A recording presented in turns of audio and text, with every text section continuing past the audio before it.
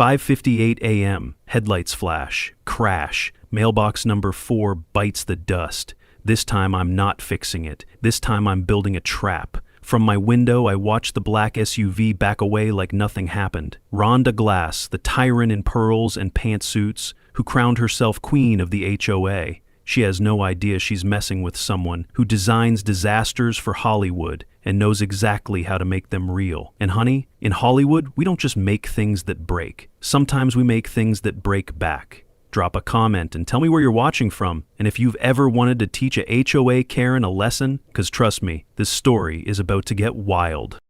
I moved into my grandparents' house on Willowbrook Court 3 months ago after inheriting the place. It's one of those perfect suburban neighborhoods where everyone knows everyone. White picket fences line the streets, and the homeowners association makes sure every blade of grass meets their precious standards. For the first month, everything was peaceful. I worked from my garage, building props and mechanical effects for movie studios, enjoying the quiet life my grandparents had always loved. Then Rhonda Glass entered my world like a tornado in a pantsuit. The first mailbox incident happened on a Monday morning in early September. I woke up to the sound of metal scraping against concrete and rushed to my window, just in time to see a black SUV disappearing around the corner. My brand new mailbox lay twisted on the sidewalk like a pretzel made of aluminum and regret. I figured it was some teenager joyriding or maybe someone texting while driving. These things happen, right? I spent that afternoon at the hardware store, bought a replacement, and installed it myself. No big deal. Rhonda showed up exactly 30 minutes after I finished the installation. She knocked on my door wearing a concerned expression and a shiny gold badge that read HOA President pinned to her blazer like she was the sheriff of suburbia. She was maybe 40 years old, with blonde hair that looked like it had been styled by a leaf blower and the kind of smile that doesn't reach the eyes. Behind her stood a nervous-looking man with a clipboard, who she introduced as Derek Moss, the HOA vice president. "Oh my goodness, Caleb, I heard about your mailbox. What a terrible accident," she said, peering around me to get a look inside my house. "I hope you're not too shaken up. We've never had anything like this happen in our neighborhood before. It's so unusual." The way she said unusual made it sound like I had personally invited chaos into their perfect little world. She asked about my work schedule, whether I had many visitors, and if I planned to do any renovations. "We just want to ensure new residents fall in line," she explained with that plastic smile. "Some people fit right in, others need a little guidance." 2 weeks later, it happened again. Same time, same angle, same twisted metal aftermath. I was starting to see a pattern, but I told myself it was just bad luck. Maybe someone had a grudge against the previous homeowner, or perhaps there was a drunk driver who took the same route home from the bar every couple of weeks. I replaced the mailbox again, this time installing a small security camera pointed toward the street. Nothing fancy, just a basic setup to catch whoever was doing this. Rhonda's second visit came with more questions and less fake sympathy. She wanted to know about the camera, asking if I had permission from the HOA to install surveillance equipment. When I told her it was just to protect my property, she nodded slowly like she was filing that information away for later use. Of course, we all want to feel safe. Just remember that cameras can't point toward neighboring properties. Privacy is very important in our community. She handed me a copy of the HOA regulations, a thick booklet that looked like it had been written by lawyers who charged by the word. The third mailbox got destroyed on a crisp October morning. This time, I was ready. I watched from my bedroom window as the black SUV approached at exactly 5:58 a.m., slowed down just enough to line up the shot, then accelerated straight into my mailbox with the precision of a guided missile. The impact sent metal flying across my lawn, and I finally got a clear look at the license plate. It matched perfectly with the SUV parked in the driveway of the biggest house on the street. Rhonda Glass's house. I spent that day reviewing my security footage and taking detailed notes. The pattern was undeniable. Every other Monday, same time, same deliberate targeting. This wasn't random vandalism or drunk driving. This was personal, systematic harassment disguised as accidents. But why? I barely knew the woman. We'd had maybe 3 conversations, all of them perfectly polite. Then it hit me like a ton of suburban bricks. In our first conversation, Rhonda had asked if I was single, mentioned a coffee shop she liked, and suggested we get to know each other better. I had politely declined, explaining that I was focused on work and getting settled. Her smile had flickered for just a moment before returning to full wattage. When Rhonda came by after the third incident, I was watching her carefully. She examined the wreckage with the enthusiasm of an art critic studying a masterpiece, taking photos from multiple angles for the HOA records. She mentioned how these accidents seemed to happen only to my mailbox, never anyone else's, and suggested that maybe I should consider moving it to a safer location. When I pointed out that the mailbox was exactly where the previous owners had placed it for 30 years without incident, she just shrugged. "Sometimes change brings unforeseen consequences," she said, and walked away. That night, I sat in my garage workshop, surrounded by the tools and materials of my trade. In Hollywood, we build things that look real but break apart safely for stunts. We also build things that look fragile but are strong enough to survive explosions. As I stared at the pile of mailbox debris in the corner, I decided it was time to apply my professional skills to a personal problem. Rhonda Glass wanted to play demolition derby with my property? Fine. But she was about to learn that some things hit back harder than expected. I picked up that black paint chip I'd found embedded in the aluminum and held it to the light. Perfect match to her SUV's bumper. That night, I opened my laptop and started designing. Not a mailbox, a mousetrap. Monday morning, 5:58 a.m. I stood at my bedroom window with coffee in hand, watching Rhonda's black SUV approach like clockwork. She had no idea I was expecting her this time, no clue that I'd been documenting every single one of her accidents with multiple camera angles.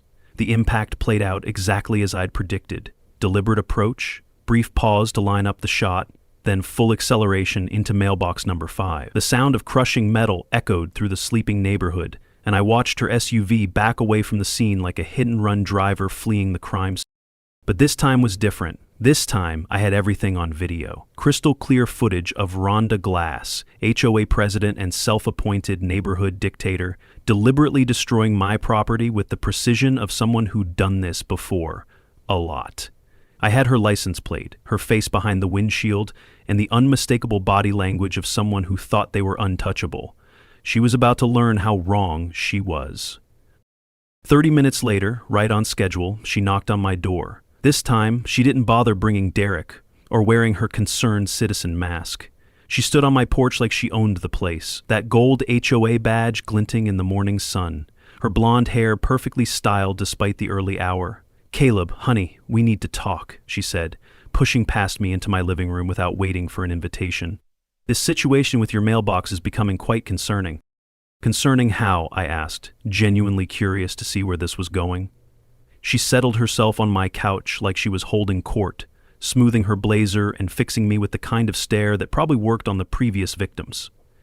"Well, sweetie, this neighborhood has standards, certain expectations. Some neighbors adapt, others require correction." Her voice carried the tone of someone used to being obeyed without question. She asked about my work schedule with the persistence of someone conducting an interrogation. Did I work from home? How often did I have deliveries? Were clients coming to the house? Did I understand that home-based businesses required special permits? "The thing is, Caleb, Derek and I have responsibilities to this community. We keep this place nice and orderly, safe for families. We can't have residents who don't respect the rules we've all agreed to follow." I watched her perform this little speech, recognizing it for what it was, a threat wrapped in suburban politeness. She was establishing dominance, marking territory, letting me know that my peaceful existence in my grandparents' house depended entirely on her approval. The woman had elevated HOA tyranny to an art form, and she was proud of it. But she had no idea she was threatening someone who spent his days building traps for movie villains.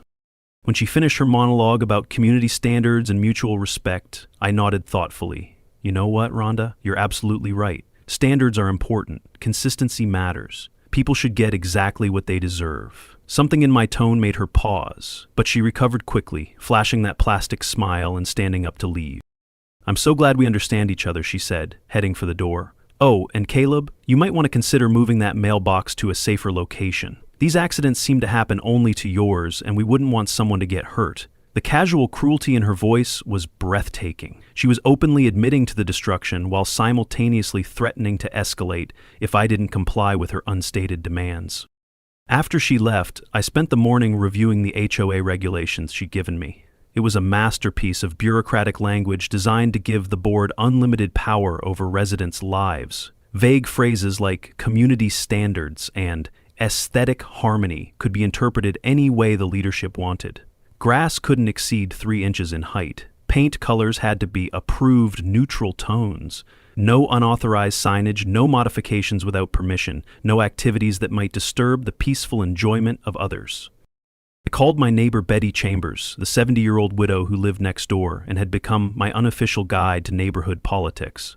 "Oh, honey," she said when I told her about my conversation with Rhonda, "you need to be careful. That woman has forced 3 families to move away in the past 2 years. The Johnsons, the Rodriguez family, and those nice young people with the twin babies. She finds violations everywhere, stacks up the fines until people can't afford to stay." Betty invited me over for coffee and showed me her own collection of violation notices. 23 of them, each for increasingly ridiculous infractions. Grass allegedly too tall, measured to fractions of inches. Garden flowers supposedly non-compliant species. Her American flag was apparently displayed improperly. Each violation came with fines ranging from $75 to $300, and they accumulated faster than anyone could realistically address them. "She does it to anyone who doesn't immediately bow down to her authority," Betty explained, pulling out a folder thick with documentation. "New residents get tested first. If you pass the submission test, she leaves you alone. If you show any sign of independence or backbone, she destroys you systematically until you have no choice but to leave." She showed me photos of the other targeted families, all of whom had committed the crime of questioning Rhonda's authority in some small way. That afternoon, Rhonda made her first official move against me. Derek Moss appeared at my door with a clipboard and that same nervous expression he always wore around his boss. He handed me a yellow violation notice, written in formal, bureaucratic language that boiled down to, my grass was 3.2 inches tall instead of the regulation 3 inches maximum. The fine was $75, payable within 48 hours. I measured my grass with a ruler that evening and found it was exactly the same height as every other lawn on the street, but only mine had received a violation. When I walked around the neighborhood taking photos for comparison, I noticed Rhonda watching me from her window, probably planning her next move in this bizarre game of suburban chess. The violation notice was printed on bright yellow paper and posted prominently on my front door like some medieval decree announcing my crimes to the entire neighborhood. Other residents walked by without making eye contact, probably grateful that they weren't the current target of Rhonda's attention. The message was clear: comply or be destroyed. That night, I sat in my workshop, staring at the growing pile of mailbox debris and thinking about what Betty had told me. 3 families forced out of their homes by a woman drunk on the tiny bit of power that came with an HOA presidency. How many more would follow if someone didn't stand up to her? How many neighbors were living in fear, walking on eggshells, afraid to plant the wrong flowers or paint their shutters the wrong shade of white? Watching Rhonda nail that yellow paper to my door like some medieval decree, I finally got it. This isn't about mailboxes. This is about control. And she just picked the wrong guy to control.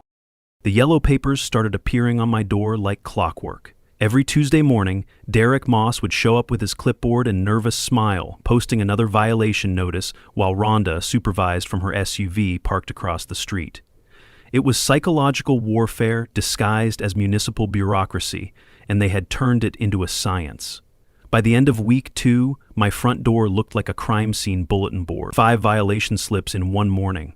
Illegal paint, grass 0.2 inches too high, aggressive parking posture, suspicious tool usage, and the classic failure to comply with community aesthetics. Rhonda had stopped pretending. This was a seed. By week 3, they were getting creative. Vehicle positioning creates sightline obstruction for pedestrian safety. My car, parked legally in my own driveway exactly where my grandparents had parked theirs for 30 years, was suddenly a hazard to the community. $200. Then came excessive noise during permitted hours because I used power tools in my garage workshop during the clearly designated time frame for such activity. $300. The noise complaint was particularly impressive since I had been building a whisper-quiet jewelry box for a romantic comedy when Derek knocked on my door.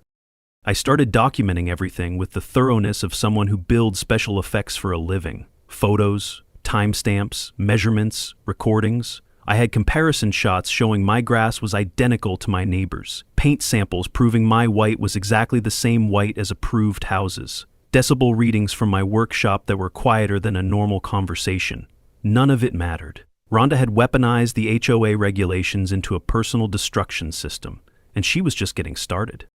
The psychological pressure was remarkable in its efficiency. Every morning, I'd check my front door to see if a new yellow notice had appeared overnight, like some kind of bureaucratic scarlet letter. Neighbors started avoiding eye contact when they walked past, probably grateful they weren't in Rhonda's crosshairs, but also afraid that showing me any support might make them the next target. The isolation was deliberate and effective. Betty Chambers slipped me a note one afternoon. "She's been driving by your house 6 times a day taking pictures. She did the same thing to the Martinez family before she forced them out. Be careful." I started keeping track of Rhonda's surveillance schedule and discovered she was treating my house like a military target, documenting every detail, looking for new angles of attack. My first attempt at fighting back was subtle and technically legal. I installed a sign in my front yard that read, "Area under HOA surveillance," with official-looking symbols and small print about monitoring equipment. It was factually accurate, aesthetically neutral, and completely within the regulations I'd studied cover to cover. Rhonda's reaction was swift and nuclear. Derek appeared at my door within 2 hours, sweating more than usual and clutching a violation notice that was practically smoking. Unauthorized signage displaying non-approved messaging creates community discord, $500. When I protested that the sign met all the stated requirements, Derek actually looked sorry for me. Rhonda says the intent is clearly confrontational, which violates the community harmony clause. That evening, Rhonda called me directly for the first time. Her voice was ice-cold professional with an undertone of barely controlled fury.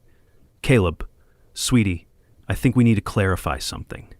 This community has rules for a reason. When residents decide they're smarter than the system, when they think they can outsmart people who've been maintaining these standards for years, well, that's when things get complicated." She paused long enough for the threat to sink in. "Your current violation total is $1,200. That might seem like a lot, but trust me, it can get much higher if we keep playing these little games." I hung up and did some math. In 3 weeks, Rhonda had manufactured over $1,000 in fines for violations that existed only in her imagination. At this rate, she'd have grounds to place a lien on my house within 2 months. I called Betty to ask about the families who'd been forced out, and the story was always the same. Escalating violations, mounting fines, impossible deadlines, until selling the house became the only financially viable option. The next morning brought violation number 6. Landscaping placement within prohibited setback zone. The memorial flower garden my grandparents had planted 30 years ago was suddenly too close to the street. $750 plus mandatory removal of all non-compliant vegetation within 72 hours. This one hit different. This was personal. I spent that afternoon in the garden my grandparents had lovingly tended, measuring distances and reviewing old property surveys. These weren't just flowers. They were Sundays with Grandma, bent knees in the dirt, and Grandpa's humming while laying the stepping stones. Watching Rhonda crush them felt like watching memories burn. But Rhonda wasn't interested in history or legality. She was interested in breaking me. When Derek came by to deliver violation number 7 the next day, excessive garage utilization for non-residential purposes, I asked him a direct question. "Derek, do you actually believe any of these violations are legitimate?" He looked around nervously, as if Rhonda might be hiding in the bushes with a recording device. "Look, man, I just do what she tells me. I need this position on my resume for the city council job I'm applying for. Rhonda has connections." That night, I sat in my workshop calculating the total damage. $1,550 in fines, with more coming every few days. Rhonda had given me 1 week to pay or face escalated enforcement proceedings, which probably meant a lien on the house. She'd done this before, perfected the system, turned it into a machine for crushing anyone who dared to challenge her authority. But she had made one critical mistake. She had no idea who she was dealing with. In my line of work, I don't just build things that break. I build things that look like they'll break, then surprise everyone by being stronger than anyone imagined. And I was about to apply those skills to a very special project. Staring at $1,500 in fines for having normal grass and white paint, I made a decision. If Rhonda wants to play hardball, fine. But she's about to learn that in my line of work, we specialize in things that hit back.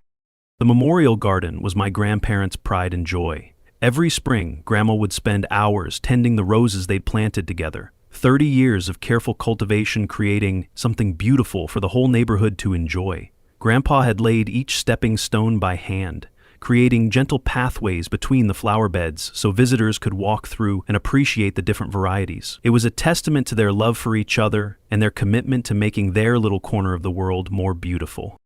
Rhonda destroyed it on a Thursday morning in November.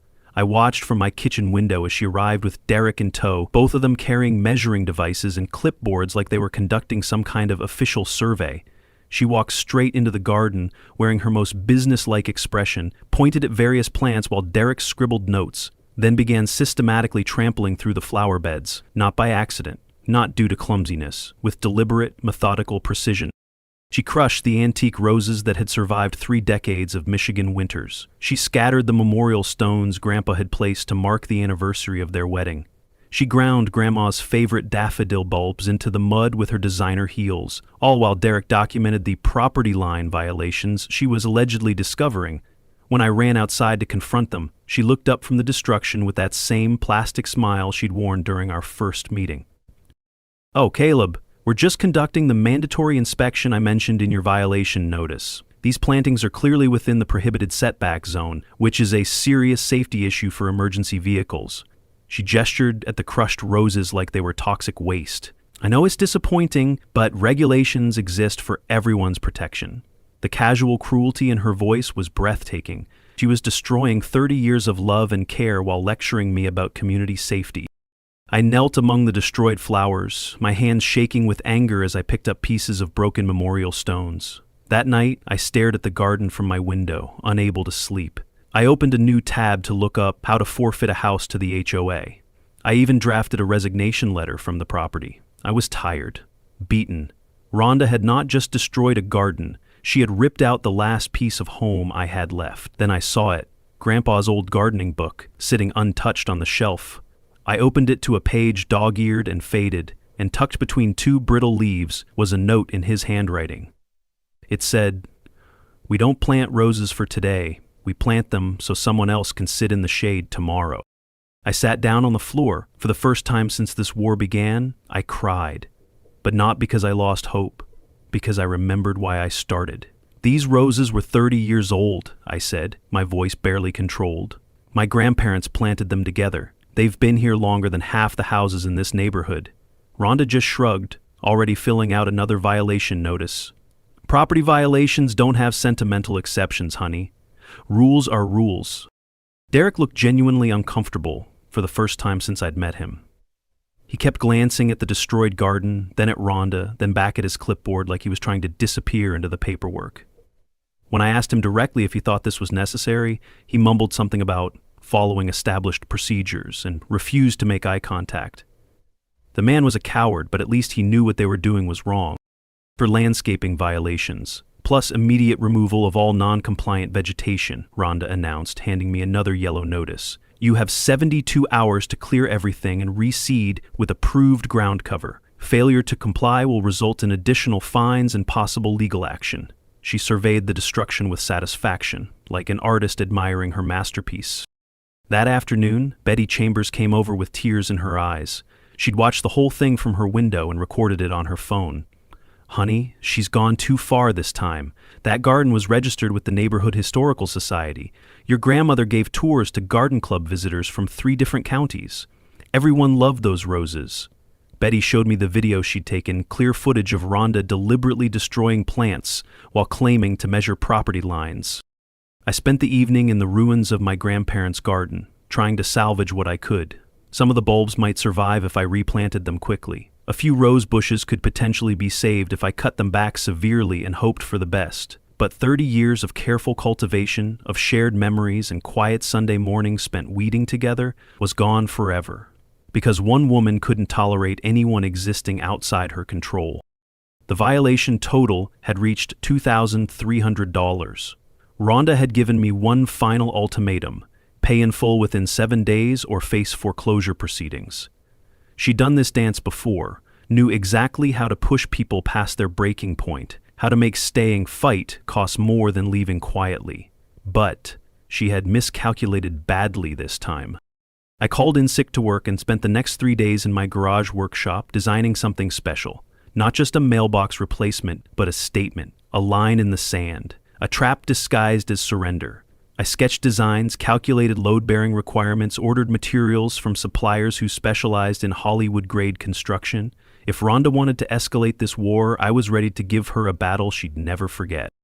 The neighbors had started avoiding me completely now, too afraid of becoming Rhonda's next target to show any sympathy or support. I couldn't blame them. They'd watched 3 families get destroyed by this woman's systematic harassment campaign. They knew exactly what happened to people who crossed her, and they had families to protect. But their silence was also complicity, and it made Rhonda's power seem absolute. On Sunday evening, I stood in the wreckage of my grandparents' garden and made a promise to their memory. I thought about all the Sunday afternoons we'd spent here together, Grandma teaching me about different rose varieties while Grandpa explained how proper drainage prevented root rot. They'd built something beautiful that brought joy to an entire community, and Rhonda had destroyed it for no reason other than to demonstrate her power. Betty knocked on my door that night with a plate of homemade cookies and a folder full of documents. "I've been keeping records on Rhonda for 2 years," she said quietly. "Every violation notice, every family she's targeted, every abuse of power." I was waiting for someone brave enough to fight back. She handed me the folder with shaking hands. "That garden meant everything to your grandparents. Don't let her win." Looking at those crushed roses in the moonlight, I made a promise to Grandpa's memory. Rhonda Glass has bullied her last neighbor. Monday morning, her little game ends with a bang she'll never forget. Sunday night became planning time.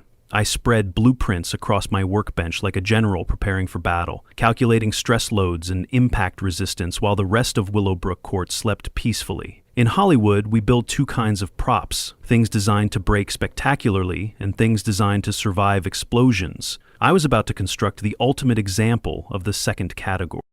The foundation required serious engineering, 4 feet deep, steel-reinforced concrete designed to anchor something much heavier than a typical mailbox. I had to work in sections during Derek's lunch breaks and Rhonda's afternoon errands, disguising the construction as routine landscaping repairs. My neighbors probably thought I was finally complying with the violation notices, fixing the property line issues by installing new borders. The mailbox looked HOA approved in every way: height, color, placement. I even printed out the local ordinance and checked every measurement twice. On paper, it was perfect. In reality, it was an immovable object waiting for its force. From the outside, it looked exactly like every other mailbox on Willowbrook Court. Standard aluminum construction, regulation height, approved suburban aesthetics. But inside that innocent exterior was a solid steel core anchored to that concrete foundation with enough strength to stop a small truck. The whole thing was designed to absorb massive impact without showing so much as a scratch. Rhonda's surveillance schedule made the work challenging but not impossible. She drove by 6 times per day like clockwork, slowing down to photograph any changes to my property. I timed my construction around her pattern, working in my garage during her lunch hour and installing components after dark when she was safely inside watching her evening television programs. Derek made his daily violation deliveries at precisely 10 a.m., so I scheduled concrete pours for 10:30. The camera system required more subtlety, multiple angles, hidden mounting points, wireless transmission to backup storage locations. I wanted every second of the coming impact documented from different perspectives, creating an unbreakable chain of evidence that even Rhonda's creative interpretation skills couldn't dispute. Betty offered to help by positioning additional recording devices from her window, creating a comprehensive surveillance network. By the middle of the week, Rhonda's paranoia was reaching new heights. She'd started making extra drive-bys, sometimes parking across the street for 20 minutes at a time while she studied my house through binoculars. Derek mentioned during one of his violation deliveries that Rhonda was concerned about unauthorized construction activities. But my permits were all in order and my work was technically just landscaping and mailbox maintenance. The psychological pressure was relentless. New violations appeared daily. Excessive tool usage during restricted hours, unauthorized material storage, construction debris creating visual pollution. Each notice came with escalating fines and shorter deadlines. Rhonda was accelerating her timeline, probably sensing that I was planning something and wanting to crush me before I could implement it. Thursday brought the ultimate insult, a violation for memorial display without proper permits. Apparently, the small stone marker I'd placed in memory of my grandparents' destroyed garden was now a code violation, requiring a $300 permit and monthly inspections. The woman had no shame, no limits, no recognition that she was systematically destroying lives for her own entertainment. I installed the final components on Friday night, working by moonlight to position the last hidden cameras and test the wireless transmission systems. The Fortress mailbox looked exactly like its predecessors from the street. Innocent, vulnerable, an easy target for someone drunk on suburban power. But beneath that deceptive exterior lay enough engineering to survive a direct hit from Rhonda's oversized SUV. Betty kept watch during the installation, occasionally signaling when car headlights approached. She'd become my unofficial partner in this operation, the only neighbor brave enough to actively support the resistance against Rhonda's tyranny. "That woman has terrorized this community for too long," she whispered, as I made final adjustments to the camera angles. "Someone needs to show her that actions have consequences." Saturday morning brought Rhonda's final ultimatum, delivered personally instead of through Derek's usual nervous visits. She stood on my porch wearing her most official expression, that gold HOA badge catching the morning sunlight like a sheriff's star. "Caleb, sweetie, your current violation total is $3,200. Payment is due by Monday morning, or we initiate foreclosure proceedings. I do hope you'll make the sensible choice." I looked at her standing there in front of the house my grandparents had loved, surrounded by the ruins of their memorial garden, threatening to take away everything they'd worked for because I'd refused to submit to her authority. "You know what, Rhonda? I think Monday morning is going to be very educational for both of us." Something in my tone made her pause, but she recovered quickly with that plastic smile. "I'm glad you're finally ready to be reasonable," she said, turning to leave. "Just remember, this community has standards for a reason. People who can't adapt to our way of life usually find it easier to relocate somewhere more suitable to their temperament." The casual arrogance was breathtaking. She genuinely believed she was untouchable, that her little kingdom would last forever. Sunday night, 11:47 p.m. The trap is set. Tomorrow at 5:58 a.m., Rhonda Glass drives into her destiny, and this time, the whole neighborhood will be watching when the unstoppable force meets the immovable object. Monday morning, 5:57 a.m. I stood at my bedroom window, with coffee in one hand and my phone recording in the other, watching the quiet street that was about to become a crime scene. Betty was positioned at her window across the way, her own recording device ready and her internet live stream already running for the 12 followers she'd managed to gather over the weekend. The hidden cameras were armed and waiting, motion sensors primed to capture every detail of what was about to unfold. The sound came first, that familiar rumble of Rhonda's oversized SUV engine growing louder as she approached her target. Right on schedule, exactly as she had for the past 2 months, driving toward my mailbox with the confidence of someone who believed herself absolutely untouchable. She slowed slightly as she approached, lining up her shot with practiced precision, then accelerated toward the impact point with 25 miles per hour of suburban fury. The collision was spectacular. Physics met engineering in a symphony of twisted metal and exploding safety systems that could be heard 3 blocks away. Rhonda's SUV hit my Fortress mailbox with enough force to demolish a normal installation. But instead of the usual crushing satisfaction, she got something completely different. The SUV hit it like a freight train. But the mailbox didn't even flinch. Her car folded around it like it had hit a lamppost made of spite and steel. It didn't bend, shake, or show so much as a scratch. It stood there like a monument to proper construction, while her vehicle folded around it like an accordion made of steel and regret. The hood crumpled instantly, steam erupting from the destroyed radiator as airbags exploded throughout the passenger compartment. The impact drove the engine block backward into the firewall, transforming Rhonda's weapon of suburban terrorism into a smoking pile of automotive scrap metal. Glass scattered across the asphalt like diamonds, and various fluids began pooling beneath the wreckage and spreading rainbows of mechanical failure. Rhonda sat motionless, airbag in her face, hair like static shock. Behind her, the Fortress mailbox gleamed in the sunrise, unbothered, undefeated, and completely legal. Through her shattered windshield, she stared at my mailbox with an expression of pure disbelief, as if the fundamental laws of physics had personally betrayed her. The Fortress stood pristine and unmarked, its aluminum exterior gleaming in the morning sunlight like it was posing for a victory photograph. I walked outside calmly, still recording with my phone, savoring every second of this perfect reversal. Behind me, Betty emerged from her house, announcing to her live stream audience that they were witnessing justice in real time and asking people to share the video with anyone who'd ever dealt with a power-hungry HOA president. Within minutes, neighbors began appearing on their porches and driveways, phones in hand, documenting the scene. How is this possible? Rhonda stammered as she struggled out of her destroyed vehicle. This mailbox is illegal. You set me up. This is a trap. Her voice cracked with panic as she realized that dozens of people were recording her meltdown from every possible angle. The woman who had terrorized an entire neighborhood was finally experiencing consequences for her actions, and she clearly had no idea how to handle it. Actually, Rhonda, it's just really well built, I replied calmly, still recording as she stood among the wreckage of her intimidation campaign. I use proper engineering principles and quality materials. Standards. The irony wasn't lost on either of us. She'd spent months lecturing me about community standards while systematically violating every standard of human decency. Derek arrived just as Rhonda was reaching peak meltdown mode, took one look at the scene, and immediately started walking in the opposite direction. The man wasn't brave, but he wasn't stupid either. He could read the writing on the wall, and that writing said his association with Rhonda's reign of terror was about to become a serious liability. Within hours, he'd resign from the HOA board and deny ever supporting her harassment campaigns. "Everyone stop recording!" Rhonda shrieked, spinning in circles as she tried to face all the cameras simultaneously. "This is private property. You can't film me without permission." But we were on a public street, documenting what appeared to be a traffic accident, and her demands only made her look more unhinged.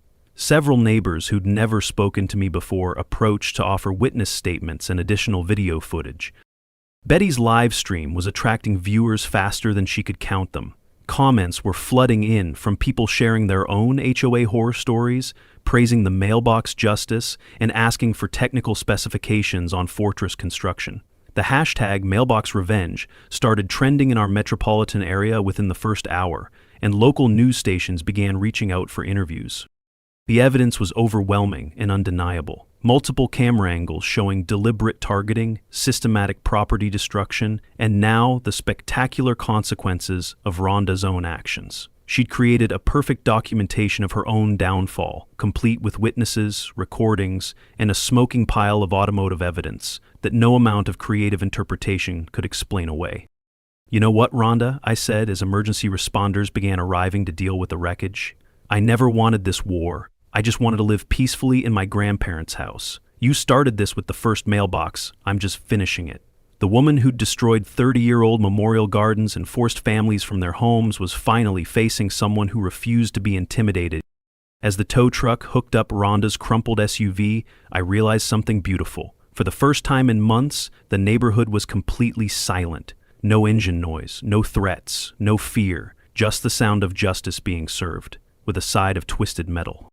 The video went viral within 6 hours. Betty's live stream, my phone footage, and recordings from a dozen neighbors created a comprehensive documentary of Rhonda's spectacular downfall that spread across social media like wildfire. Comments poured in from people sharing their own HOA horror stories, celebrating mailbox justice, and asking for detailed construction plans.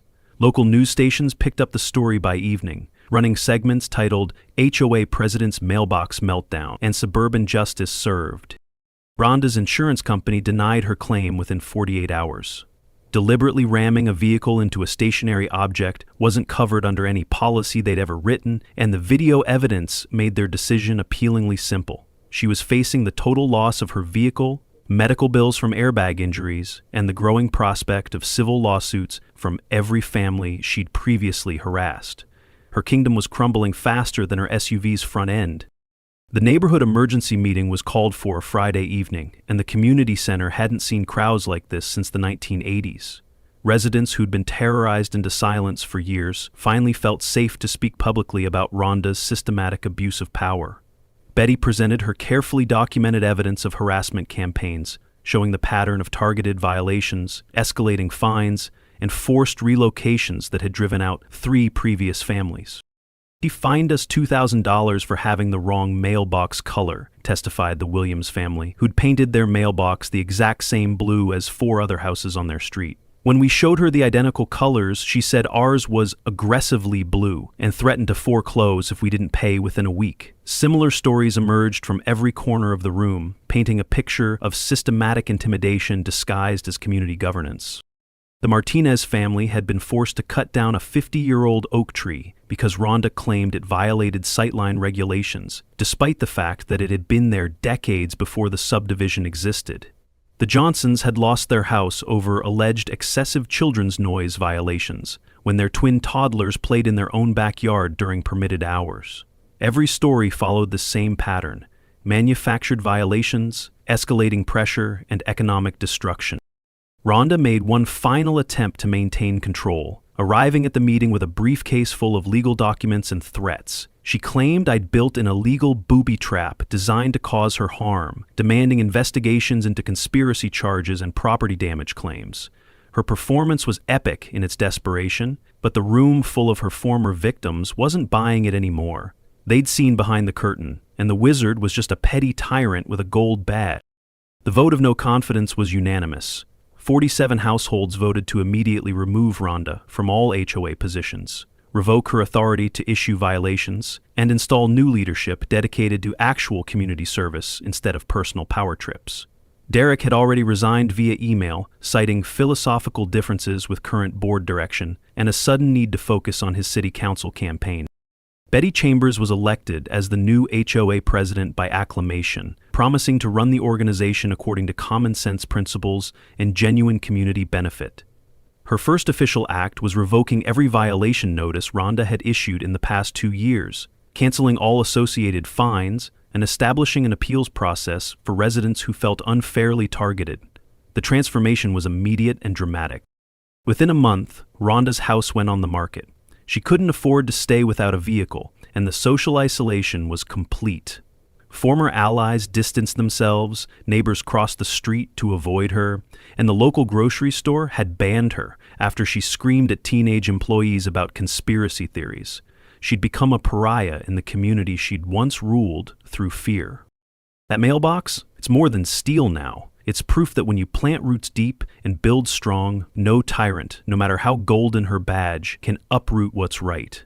Children asked their parents about the famous mailbox that fought back, and new residents specifically requested tours of the engineering marvel that had ended a tyrant's reign. I started getting calls from other neighborhoods asking for consultation on defensive landscaping and anti-Karen infrastructure. Apparently, my story had inspired a movement. 6 months later, I was working in my rebuilt memorial garden when a young family with 2 small children knocked on my door.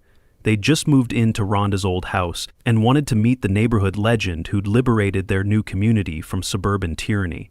Their kids immediately gravitated toward the fortress mailbox, asking technical questions about construction methods and impact resistance.